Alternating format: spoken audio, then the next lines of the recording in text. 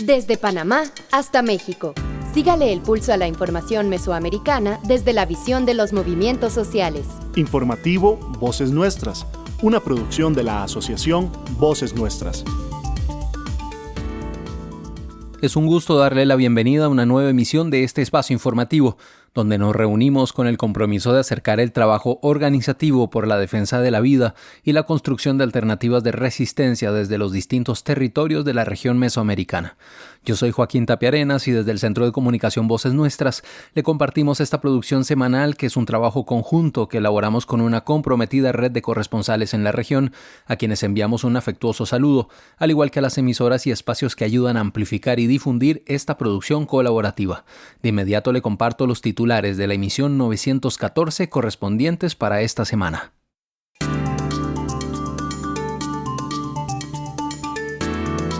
En Honduras, 100 días de Asfura perfilan presidente débil, pero muestra proyecto político autoritario.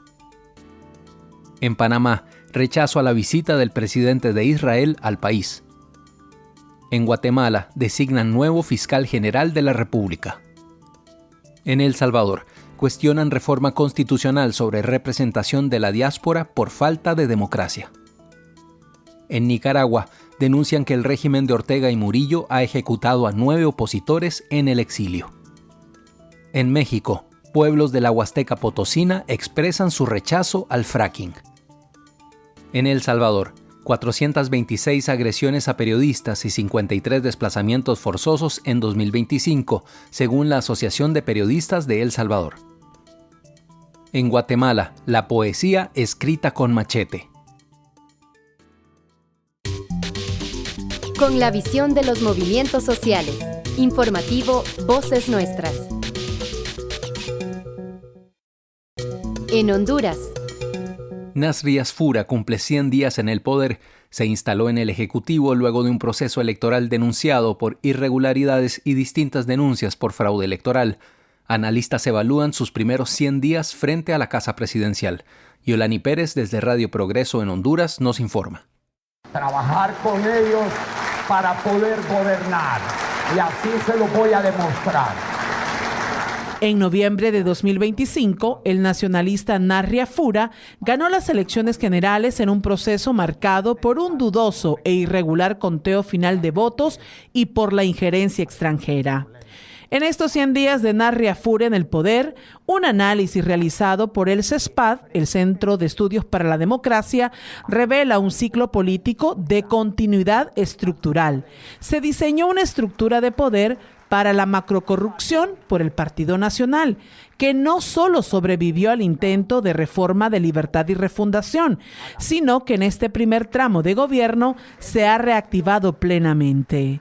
La agenda anticorrupción carece de una hoja de ruta estratégica, limitándose a reformas fragmentadas que evitan tocar los núcleos de impunidad, dice Gustavo Irías, director de CESPAD. En primer lugar, no vemos un cambio de rumbo del país.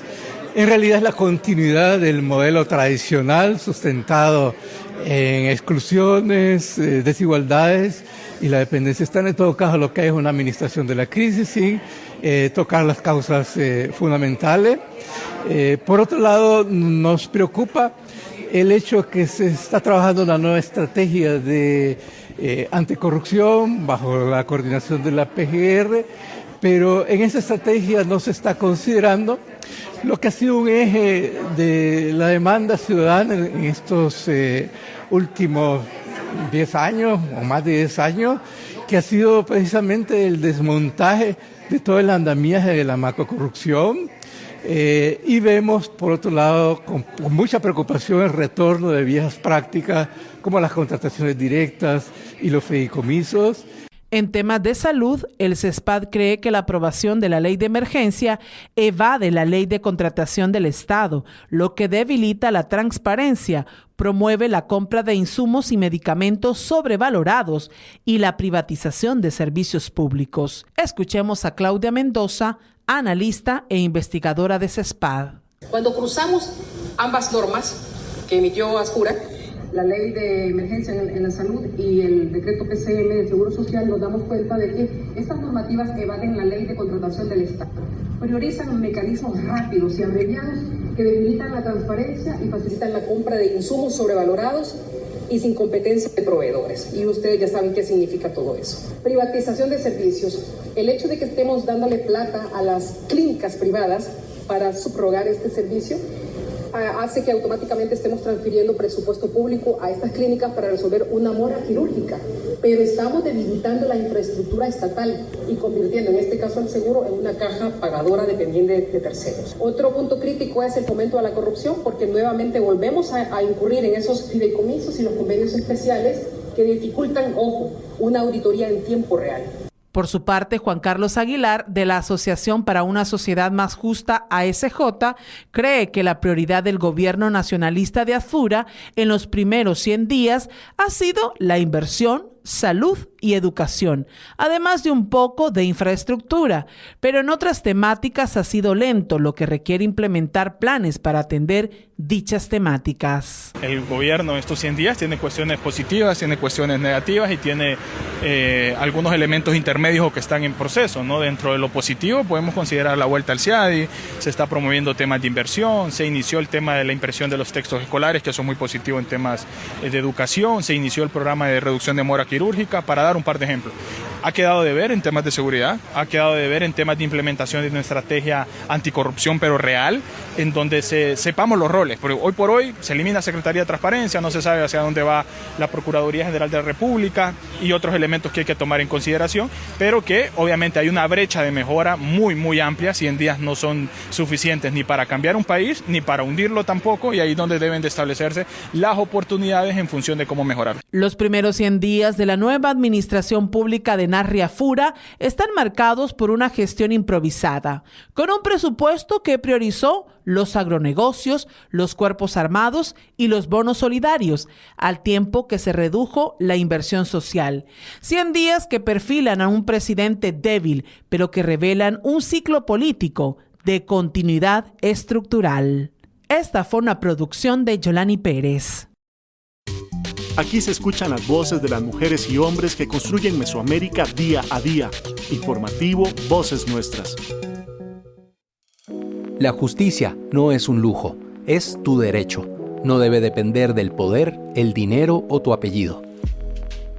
La justicia independiente te da la seguridad de vivir en una sociedad donde las reglas son las mismas para todas las personas, donde nadie está por encima de la ley y donde podemos aspirar a un futuro con bienestar y prosperidad real. Pero el tejido de la justicia debe fortalecerse, y en eso todos y todas jugamos un papel. Somos parte del tejido de la justicia. Tu hilo cuenta. Conoce más en hilosdelajusticia.com. Este es un mensaje de la campaña Hilos de la Justicia y esta emisora. En Panamá. Movimiento sindical y activistas de derechos humanos en Panamá se manifestaron con fuerte rechazo a la visita del 6 de mayo al país del cómplice del genocida Benjamín Netanyahu y actual presidente de Israel, Isaac Herzog. Con declaraciones de Priscila Vázquez, integrante del Comité Panameño de Solidaridad con Palestina, pasamos a la nota de Dania Betsy Batista Guevara desde Radio Temblor Internacional. La visita del presidente de Israel, Isaac Herzog, a Panamá bajo el pretexto de profundizar alianzas estratégicas y fortalecer lazos entre ambos países ha sido rechazada por el movimiento social y activistas de derechos humanos en el país. Dicha visita es repudiada ya que representa al ente de ocupación colonial sionista, señalado internacionalmente por la Comisión de graves violaciones a los derechos humanos contra el pueblo palestino, incluyendo bombardeos, desplazamientos forzados, restricciones al acceso a alimentos y agua, así como otras acciones denunciadas. Además, Herzog fue objeto de denuncias penales en Suiza en enero de 2024, acusado por el genocidio que está cometiendo Israel en la Franja de Gaza desde octubre de 2023, donde han asesinado más de 70.000 palestinos, quienes en su mayoría son menores de edad y mujeres. Por otro lado, genera preocupación que el presidente de Panamá, José Raúl Mulino, incluya en la agenda de esta visita el tema del agua en la región de Azuero, considerando la experiencia de la empresa estatal israelí Mekorot en otros países como Argentina, donde ha sido cuestionada por la falta de transparencia en sus convenios y por promover un enfoque del agua como mercancía. Escuchemos declaraciones de Priscila Vázquez, integrante del Comité Panameño de Solidaridad con Palestina, Copasolpa. Priscila Vázquez, de Propuesta Socialista de Panamá, Unidad Internacional de los Trabajadores y Trabajadoras Cuarta Internacional. El gobierno empresarial de Mulino, desde el día 1, señalando que su esposa es judía, se ha plegado a la política del Estado sionista de Israel, y en su toma de posesión el 1 de julio señaló la venida de representantes de ese gobierno. En este caso viene el presidente Herzog a Panamá para gestionar la privatización del agua. El agua, que es un derecho humano, que sabemos cómo el Estado sionista de Israel le niega ese derecho humano a la población gazatíe, incluyendo a los niños y las niñas, en un razonamiento brutal, cuando si acaso hay agua potable, pero en general están tomando aguas contaminadas, porque esa es la política genocida que tiene este Estado. Rechazamos su presencia porque no podemos aceptar la presencia en nuestro país de representantes de ese Estado sionista que, violando todos los acuerdos internacionales, está en su política expansionista, bombardeando el Líbano y en aguas internacionales asaltando, torturando y secuestrando a la tripulación de la flotilla Global Sumut. Queremos exigir que sean liberados Tiago y Saif, que están ilegalmente detenidos y sabemos que están siendo torturados. Panamá no es una colonia de los Estados Unidos. Donald Trump no es el presidente de Panamá, y el Estado sionista de Israel nada tiene, y sus representantes nada tienen que hacer en nuestro país. Viva Palestina libre del río hasta el mar. Frente a este escenario, organizaciones sociales y de derechos humanos reiteran su rechazo y hacen un llamado a que Panamá actúe con coherencia en la defensa de los derechos humanos y la soberanía, priorizando siempre el respeto a la vida y la dignidad de los pueblos y la gestión justa de sus recursos. Desde Panamá, soy Dania Betsy Batista de Guevara, Radio Temblor Internacional, para el informativo Voces Nuestras. Con la visión de los movimientos sociales. Informativo Voces Nuestras. ¿Alguna vez has sentido que la justicia no es igual para todas las personas? Que depende de tener palancas, dinero o amistades poderosas e influyentes. No solo te pasa a ti, muchas personas lo sienten igual y con razón. Las noticias nos muestran historias en las cuales el sistema no siempre cumple. Pero, ¿y si te dijéramos que la justicia puede ser diferente? Que la justicia puede ser honesta y abierta, sin privilegios ni influencias de poder. Eso es lo que podemos tejer juntas y juntos. Con esta visión nació Hilos de la Justicia, una campaña de organizaciones de la sociedad civil, juezas, jueces y jóvenes de Centroamérica que creemos en una justicia independiente como base de las sociedades que queremos. Juntos tejemos desde nuestras acciones del día a día los hilos que fortalecen la justicia independiente. Porque la justicia no se limita a los juzgados. Tejamos una justicia que proteja y abrigue los derechos de todas las personas. ¿Te apuntas? Para más información, visite el sitio hilosdelajusticia.com. Esta campaña es posible gracias al Centro por la Justicia y el Derecho Internacional CEGIL, Fundación para el Debido Proceso DPLF, Plataforma Internacional contra la Impunidad, Programa JOTAI, Actuando Juntas Guatemala, Federación Centroamericana de la Judicatura, FECAJUD, Comisión Internacional de Juristas y esta emisora. En Guatemala. designan nuevo fiscal general de la República. Que el Ministerio Público realice investigaciones objetivas sin criminalizar a los pueblos indígenas, personas operadoras de justicia y personas defensoras de derechos humanos. Son las coincidencias de las personas que consultaron desde la Federación Guatemalteca de Escuelas Radiofónicas FEGER acerca de las expectativas que se tiene con la designación como fiscal general y jefe del ente investigador de Gabriel Estuardo García Luna. Con la información de Carolina Sinay y Marco Antonio Hernández Arévalo, pasamos a la nota de Juan Pablo Montenegro Rojas desde la Federación Guatemalteca de Escuelas Radiofónicas FEGER. El presidente Bernardo Arévalo de León dio a conocer el pasado 4 de mayo su decisión sobre la persona que dirigirá por los próximos 4 años el Ministerio Público. Su nombre es Gabriel Estuardo García Luna. Gabriel Estuardo García Luna, quien tiene un doctorado en Derecho y una maestría en Derecho Penal, contando con una licenciatura en Ciencias Jurídicas y Sociales, abogado y notario. En el sector público ha sido integrante suplente de la Junta de Disciplina Judicial, asesor penal del Despacho Superior de la Procuraduría General de la Nación y secretario de la Sala Segunda. Ha estado en el Tribunal de Segunda Instancia de Cuentas. En el sector privado ha tenido incidencia como catedrático de dedicación completa, en tiempo completo y medio tiempo, con funciones académicas de Grupo de Magis, Dirección de Investigación y Asesoría. Ha sido miembro en representación de los catedráticos de la Facultad de Ciencias Jurídicas y Sociales de la Universidad Rafael Landívar del Comité de Convivencia Estudiantil. En la docencia ha figurado como juez docente y juez tutor en la Escuela de Estudios Judiciales del Organismo Judicial y disertante de la Unidad de Capacitación Institucional del Ministerio Público.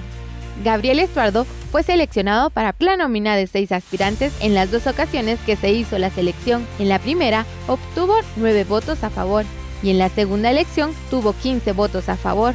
Su expediente y perfil fue evaluado con una nota de 72.21 puntos. Cabe resaltar que en las 2 elecciones para la nómina de 6 aspirantes que vería el presidente Bernardo Arévalo no figuró María Consuelo Porras Argueta, la actual fiscal del Ministerio Público.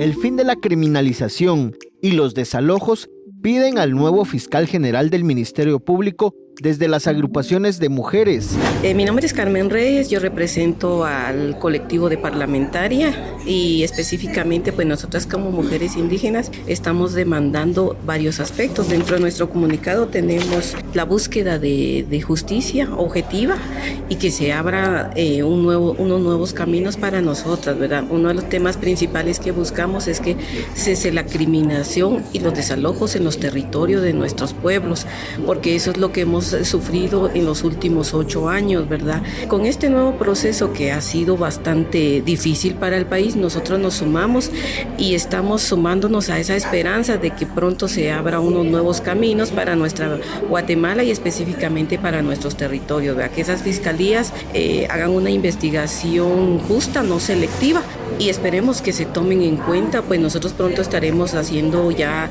demandas colectivas específicamente en materia de pueblos indígenas. Vamos a conocer otras reacciones de la sociedad civil organizada acerca de la designación de García Luna como responsable de dirigir las investigaciones del país. La persona nombrada como nuevo fiscal general de la República y jefe del Ministerio Público, considero que sí es una persona que puede dar cambios, ¿no? en la dirección de una institución pues de verdad muy cuestionada en los últimos años, ¿verdad? Entonces lo que esperamos, me incluyo como usuario del sistema de justicia, como en mi rol de abogado, es que hayan cambios. De verdad es que se ve directamente que algunos funcionarios fiscales en el rol de su papel como fiscales en algunos casos pues tienen un sesgo hacia ciertas personas a favor de la impunidad, por supuesto, y esto no debe ser así. Entonces lo que esperamos es que sí, el nuevo fiscal realice cambios sustanciales. Es importante para inyectarle más credibilidad a esta institución. Esta noticia no es una sorpresa porque sabemos que prácticamente era la única opción que se le dejó al presidente para nombrar a alguien que no siguiera totalmente la línea de Consuelo Porras. También tenemos claro que hay grandes desafíos dentro del Ministerio Público para recuperar la justicia, y esto pasa por el tema principalmente de resolver la criminalización en contra de tantas personas que están exiliadas, y también recuperar el tema de la persecución en casos del conflicto armado interno. Sin embargo, yo tengo mis dudas sobre el desempeño que vaya a tener este nuevo fiscal, porque pareciera ser que es alguien cómodo para todos los sectores, y esto lo podemos deducir fácilmente porque todos los comisionados de la comisión de postulación votaron por él. Con informaciones de Carolina Sinay y Marco Antonio Hernández Arévalo, les informó Juan Pablo Montenegro Rojas desde la Federación Guatemalteca de Escuelas Radiofónicas, FEGER.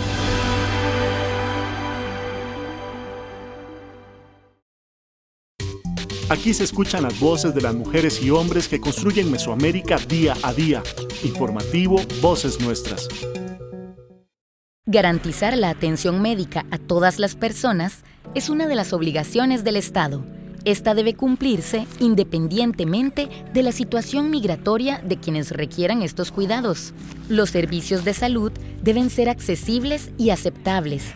Deben contemplar la diversidad cultural de las personas en situación de movilidad humana, respetando sus creencias, idioma y demás factores que pudieran devenir en situaciones discriminatorias. Los estados están obligados a garantizar la disponibilidad y accesibilidad a campañas de salud pública, tomando en cuenta, además, las condiciones de los procesos de movilidad y la vulnerabilidad a contagios que existen en ellos. Es una responsabilidad de las autoridades sanitarias la creación de espacios de capacitación y sensibilización de personal médico y administrativo en donde se prevengan situaciones discriminatorias que impidan el acceso al derecho a la salud. Te invitamos a promover espacios seguros con menos obstáculos para el acceso a una salud humana digna y libre de discriminación.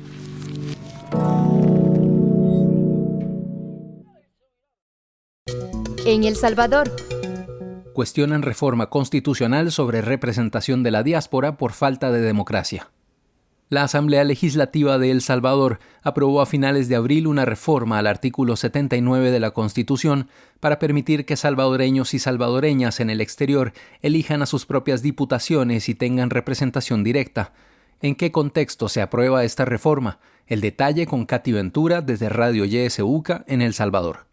Las reformas a la Constitución relacionadas con la representación política de salvadoreños en el exterior ha generado cuestionamientos entre integrantes de la diáspora, quienes consideran que, aunque el derecho a participar políticamente ha sido una demanda histórica, los cambios se impulsan en un contexto de debilitamiento democrático en El Salvador. La Asamblea Legislativa aprobó a finales de abril una reforma al artículo 79 de la Constitución para permitir que salvadoreños en el exterior elijan sus propios diputados y tengan representación directa. Oscar Landaverde, ex diplomático salvadoreño en calidad de retiro, señaló que el principal problema no es el reconocimiento de representación para la diáspora, sino que la reforma se desarrolla en medio de un régimen que no respeta el Estado de Derecho ni la Constitución. Según afirmó, existe preocupación de que las futuras circunscripciones electorales terminen respondiendo a intereses políticos y no a las necesidades reales de quienes viven fuera del país. El problema es que en la actualidad esta reforma se realiza en medio de un régimen que no respeta el Estado de Derecho, tampoco respeta nuestra Constitución. El gran problema que actualmente vive El Salvador con la implementación de esta ley es que nuestro país no está viviendo en plena democracia. En la práctica tenemos un país con un partido único, sin ninguna representación de las diferentes formas de pensar, como sucede pues en la dictadura, ¿verdad? Y por lo tanto, esos representantes en el exterior que podrían ser electos en realidad serían nombrados para defender los intereses del régimen de Nayib Bukele, ya que los procesos electorales en El Salvador carecen de legitimidad. Landaverde defendió además el derecho de la diáspora a participar en las decisiones políticas del país, argumentando que la Constitución no establece diferencias entre ciudadanos que residen dentro o fuera del territorio nacional. También señaló que los salvadoreños en el exterior enfrentan problemáticas propias como deportaciones y la incertidumbre sobre el TPS en Estados Unidos. Según expresó, contar con representantes en la Asamblea Legislativa permitiría exigir respuestas y acciones frente a temas migratorios que afectan directamente a miles de salvadoreños. La diáspora salvadoreña también enfrenta problemas que deben ser atendidos por el gobierno. Por ejemplo, ahorita en Estados Unidos, actualmente nuestros compatriotas están enfrentando persecución y deportaciones, y también el TPS está corriendo peligro, y ninguna autoridad del gobierno de Bukele busca ayuda para sus conciudadanos, a pesar de que dice tener buenas relaciones con el presidente Donald Trump. Si tuviéramos diputados, representantes en la Asamblea, los salvadoreños en el exterior, estos podrían pedir cuentas al Ejecutivo y pedir explicaciones de por qué no se hace nada por defender el bienestar de nuestros hermanos salvadoreños en Estados Unidos. Asimismo, recordó que otros países como Ecuador, República Dominicana, Colombia e Italia ya cuentan con representación legislativa para sus ciudadanos en el extranjero. Sin embargo, instó en que la preocupación actual radica en las condiciones políticas e institucionales bajo las que se pretende implementar esta reforma en El Salvador. Desde Radio YSUCA en El Salvador para el informativo Voces Nuestras, informó Katy Ventura.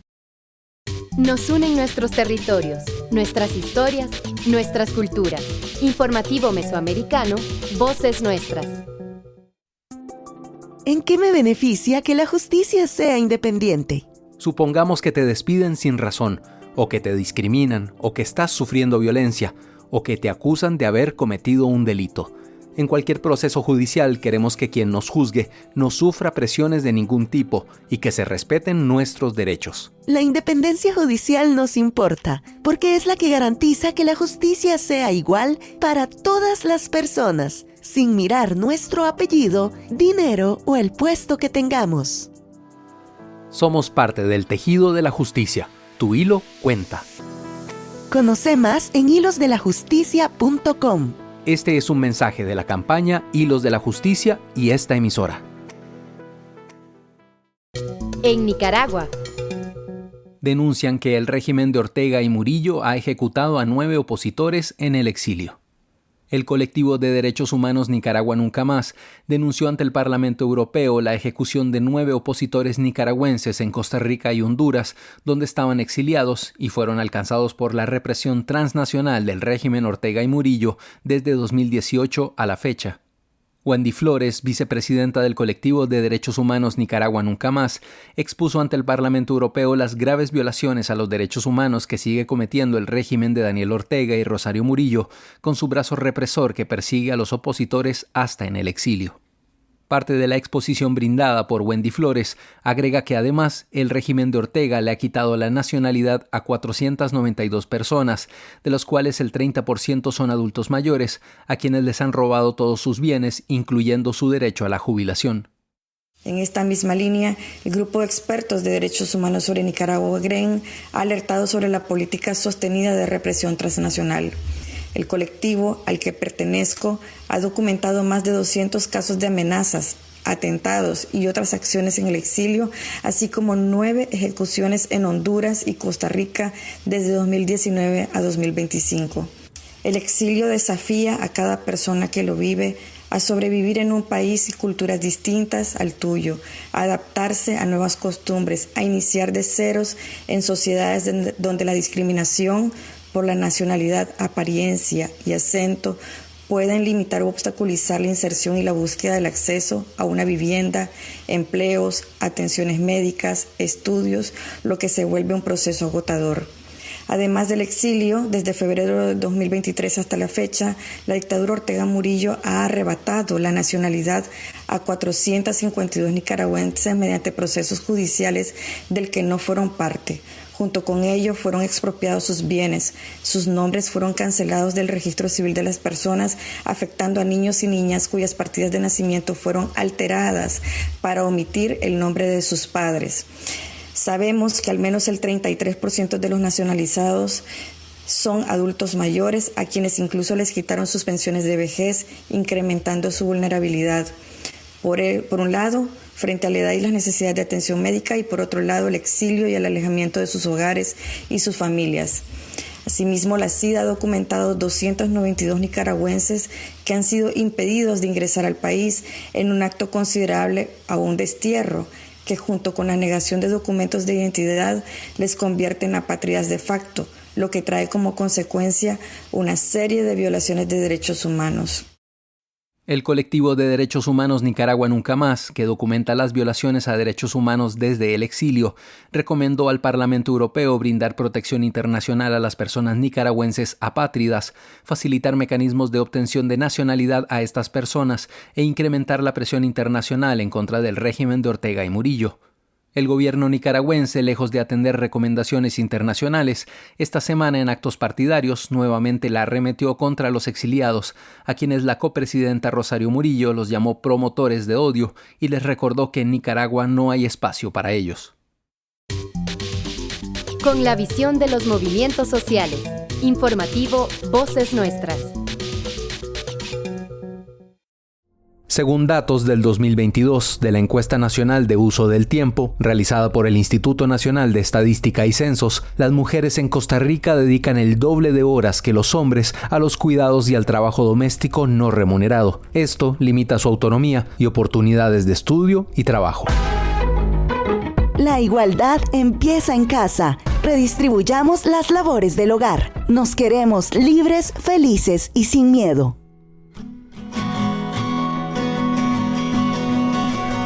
Un mensaje del Encuentro de Mujeres de la Economía Social Solidaria y el Programa de Economía Social Solidaria de la Escuela de Sociología de la Universidad de Costa Rica, con el apoyo de Voces Nuestras y esta emisora.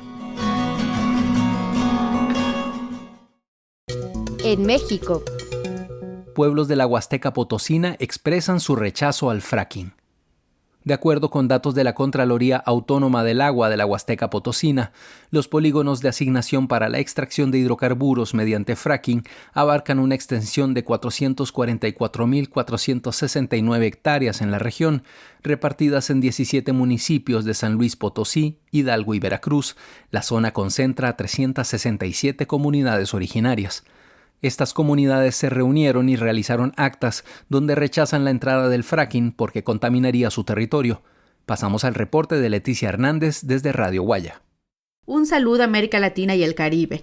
Desde México les compartimos que organizaciones originarias de San Luis Potosí, Veracruz, Puebla, Tamaulipas y Coahuila se reunieron en la Facultad de Economía de la Universidad Autónoma de México, mejor conocido como la UNAM, para organizarse y dar a conocer su postura frente al fracking y las implicaciones que esta tecnología tendría en el territorio. De acuerdo con los datos de Contraloría Autónoma del Agua de la Huasteca Potosina, los polígonos de asignación para la extracción de hidrocarburos mediante el fracking abarca una extensión de 444.469 hectáreas en la región, repartidas en 17 municipios de San Luis Potosí, Hidalgo y Veracruz, y la zona concentra a 367 comunidades originarias. Uno de los impactos de la explotación recaería sobre los recursos hídricos. Los polígonos de asignación se traslapan con una red hidrológica que incluye 136 corrientes y 200 cuerpos de agua. Actas que se han levantado las comunidades sobre el proceso del fracking que amenaza a la Huasteca Potosina. Entonces ahorita nosotros estamos en contra de eso, pues las comunidades no quieren que se llegue el megaproyecto. Nos preocupa que si llega ese proyecto, para nosotros sería la muerte. ¿Por qué? Porque nos contamina el medio ambiente, el suelo, el agua. Porque nosotros somos de comunidades marginadas en la cual no contamos con agua entubada y nosotros abastecemos sobre pozos, manantiales para el consumo de nosotros y tanto de los animales. Eso sería el fin de la vida. No hay fracking que sea amigable con el medio ambiente. Es una mentira y que lo quieren disfrazar como ahorita ya no trae el nombre del fracking así como es, pero dice que es fractura hidráulica, pues es lo mismo. Es lo mismo que se está haciendo, lo que anteriormente se detuvo en 2012 y con AMLO pues supuestamente eso se cancelaba. Ahorita la presidenta pues lo vuelve a revivir, y lo cual nosotros pues seguimos protestando porque no queremos que llegue, y lo que le exigimos es que a la prohibición del fracking.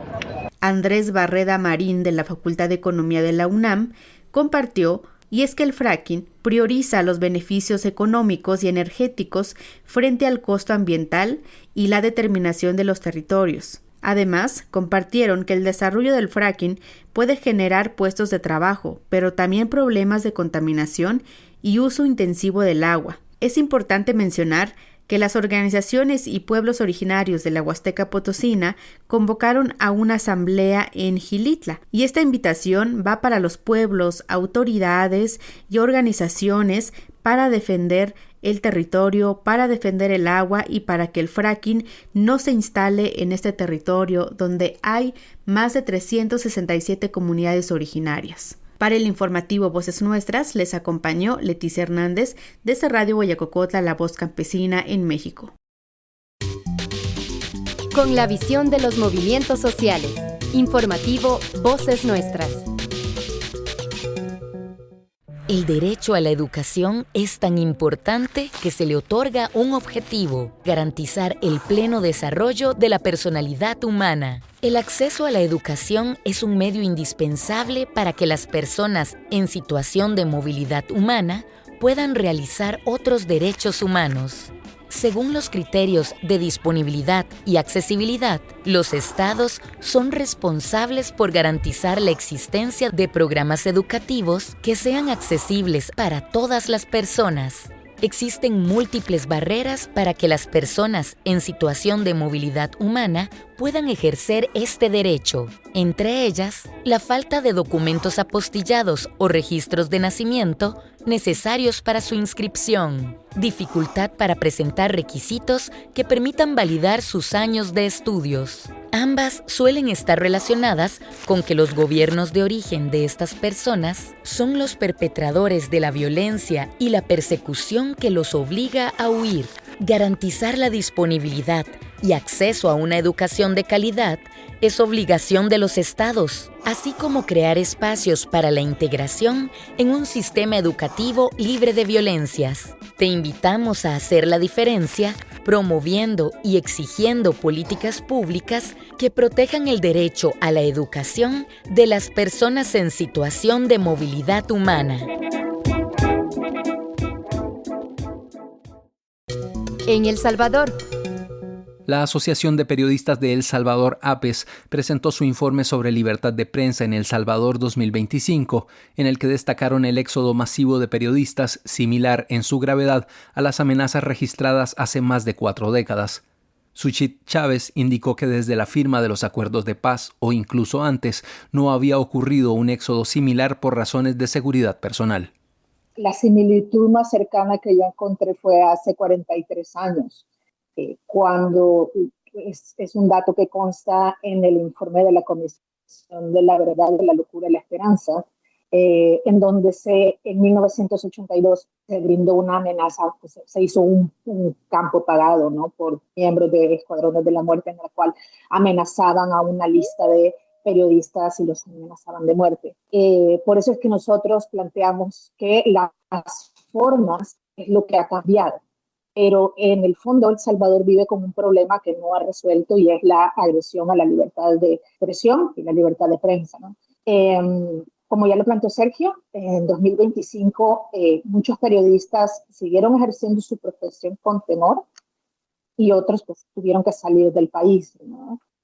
Según el informe de APES, en 2025 se registraron 426 agresiones a periodistas y medios de comunicación, un 9% menos de las contabilizadas dentro del monitoreo en 2024, cuando se registraron 467. Desde APES indicaron que pese a que el 2024 sigue siendo el año más violento, en 2025 al menos 53 periodistas fueron desplazados forzosamente y empujados al exilio, bajo el temor de sufrir una captura arbitraria. Casi el 50% de los periodistas que salieron del país lo hicieron bajo el temor de posibles órdenes de captura. APES también registró que las agresiones contra periodistas comunitarios aumentaron un 342% entre 2023 y 2025, pasando de 12 a 57 casos de agresión. Otro punto que señalaron que impactó en el ejercicio periodístico fue la aplicación de la Ley de Agentes Extranjeros, donde la definición, al ser muy abierta, permite que cualquier medio o periodista que reciba financiamiento internacional pueda ser sujeto a regulación, lo que eliminó muchos medios independientes. Chávez indicó que el Estado salvadoreño continúa siendo el mayor agresor contra la prensa salvadoreña.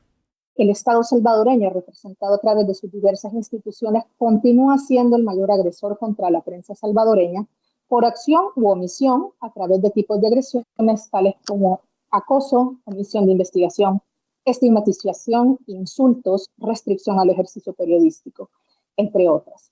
La tipología de las agresiones en contra de la prensa salvadoreña cambió entre 2024 y 2025 a ataques más directos y personalizados, con un aumento de casos de acoso, agresiones físicas y retenciones arbitrarias.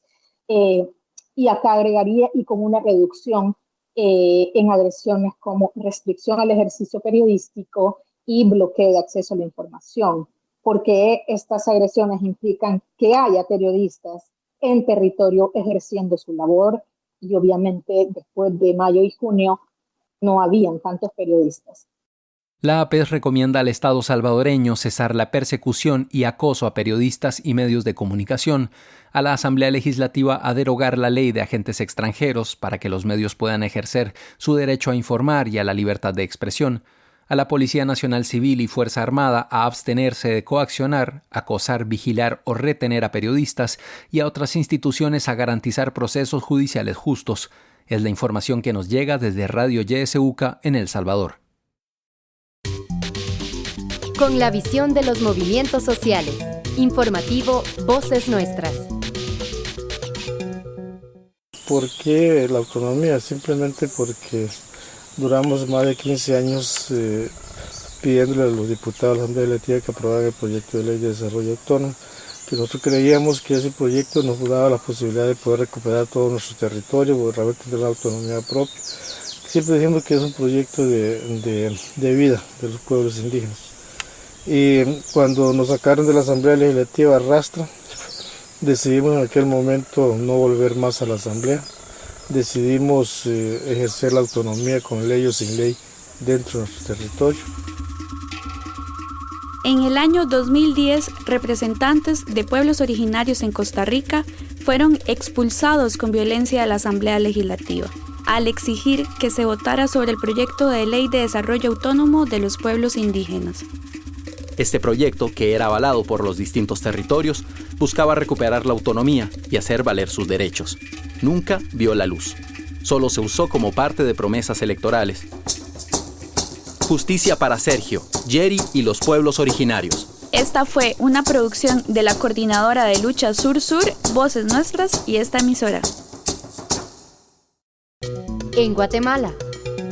La poesía escrita con machete. Un 8 de febrero de 1969 fueron dados a conocer los resultados del Premio Casa de las Américas. El poemario Taberna y otros lugares de Roque Dalton de El Salvador ganó el prestigioso premio que otorga Casa de las Américas en la capital cubana.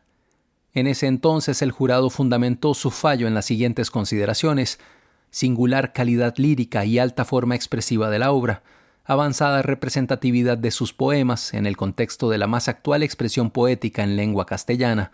Se trata de un poeta capaz de expresar con vigor lo histórico y lo íntimo en un solo y poderoso aliento. Luis Raúl Salvador, Dimas Cito y Raúl Urizar nos comparten el sentimiento que provoca la poesía en sí, desde el aliento del poeta salvadoreño, asesinado un Día de las Madres en 1975. La nota con el corresponsal Herbert Reyes desde Ciudad de Guatemala.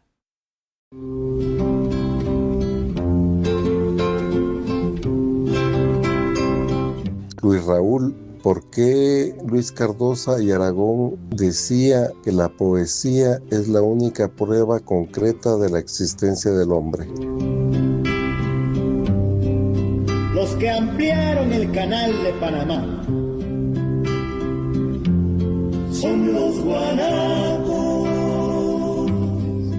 Realmente no sé cuáles eran las intenciones de Luis al soltar esa frase. Pero en todo caso es notorio que no es una frase que debe interpretarse literalmente.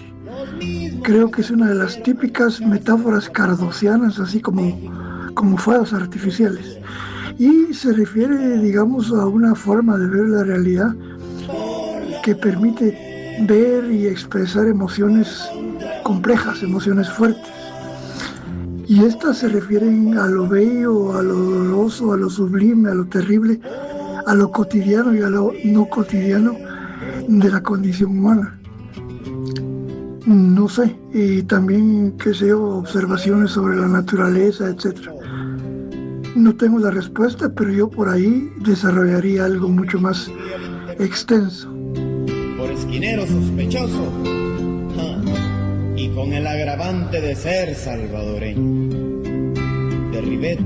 Hola Dima, si tú me podrías comentar qué significado tiene Roque Dalton en la vida poética de América Latina. Las que llenaron los bares y burdeles de todos los pueblos, haciendas y capitales de la zona.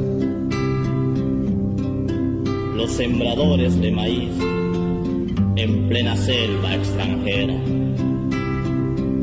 Hola Herbert, buenos días y muchas gracias por el recuerdo, cómo llegué a Guatemala y estas botas, ya me había olvidado, pero ahora me recordé, gracias, qué lindo. Bueno, comentarte sobre Roque Dalton, no sé si yo soy la persona adecuada porque no soy experta de literatura. Yo me recuerdo cuando yo estuve en El Salvador en los años 90, era un punto de referimiento. Roque Dalton era un poeta político, criticando la política del gobierno de El Salvador, había participado en la guerrilla y fue asesinado allí a causa de una mentira, creo, y hizo poemas muy profundas y muy vivas que tocaron el corazón y también la furia de la situación. Eran muy claras y muy buenas, así es lo que te puedo decir. Los hacen todos, los venden todos, los cogen todos. Los tristes más tristes del mundo, mis compatriotas, mis hermanos.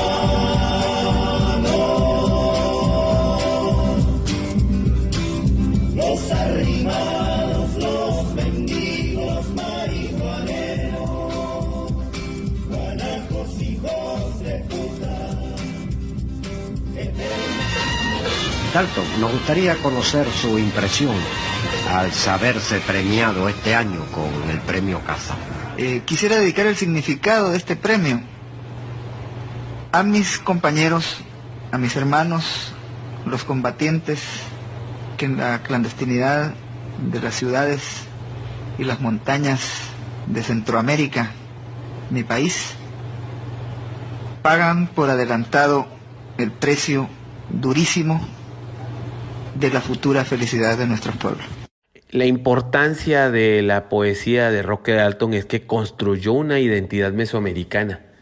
A pesar que él es salvadoreño, él más que todo en su poesía habla sobre problemas muy comunes que no solo es solo Centroamérica, también de las invasiones extranjeras, la situación agraria y sobre todo él en su poesía nos construye una conciencia cultural centroamericana y mesoamericana compartida.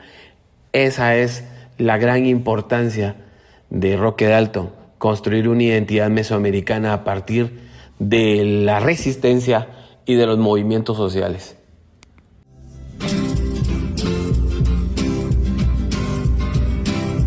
Los arrimados, los mendigos, los marihuaneros, guanacos, hijos de puta, eternos indocumentados. Soy Raúl Urizar, soy poeta y alfarero de palabras. La importancia de Roque Dalton es que, en primer lugar, no es un poeta snob de mesas redondas rodeada de académicos y de buenos amigos, sino más bien él se rodea de pueblo, de calles de tierra, de matas de banano. Encuentra la belleza de la fatalidad de vivir en Mesoamérica, en el olvido de Dios.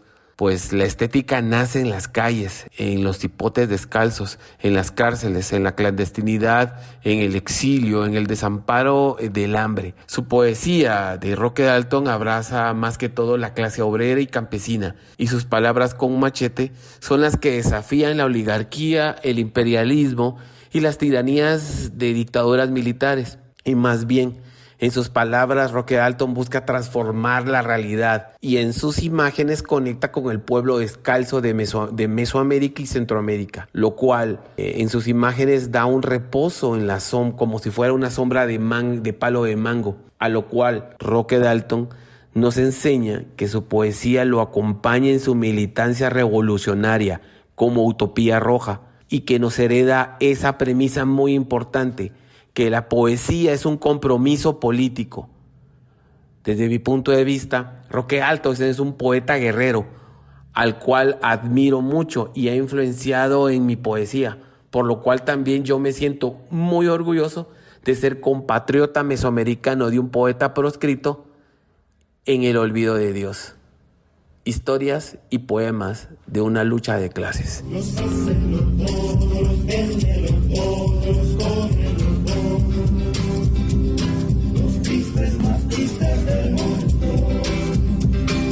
Mis compatriotas, mis hermanos.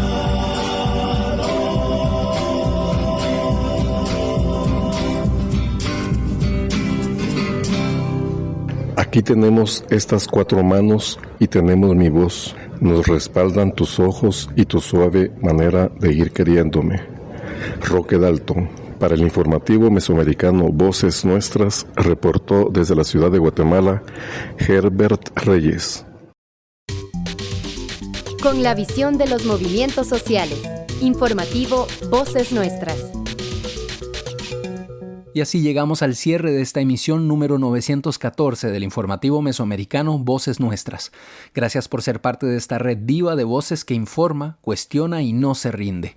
Agradecemos su confianza y el de decenas de radios comunitarias en la región que nos retransmiten, a las organizaciones aliadas y a cada corresponsal que desde los territorios sostiene este pulso informativo con compromiso, mirada crítica y por un mundo más justo donde quepan muchos mundos.